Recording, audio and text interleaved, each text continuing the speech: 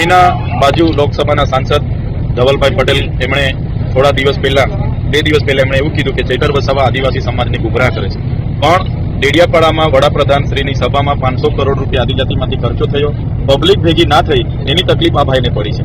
અમે ગુમરાહ કરતા હોય તો નેત્રંગ ખાતે લાખો પબ્લિક પોતાના સ્વખર્ચે ઉપસ્થિત ના થાય.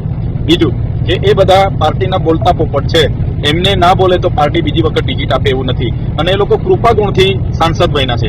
અમારા જેવા પોતાના દમથી લડવાવાળા લોકો નથી. એમને તો એમના વડાપ્રધાનના ચહેરાથી અને કમળના છાપથી જીતવું છે અને પાર્ટીના ગુલામ બનીને કામ કરવું છે.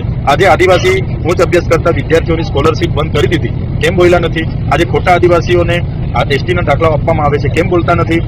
આજે અનુસૂચિ 5 30 વર્ષનું એમનું શાસન છે, અનુસૂચિ 5 લાગુ નથી, પૈસા 1 લાગુ નથી.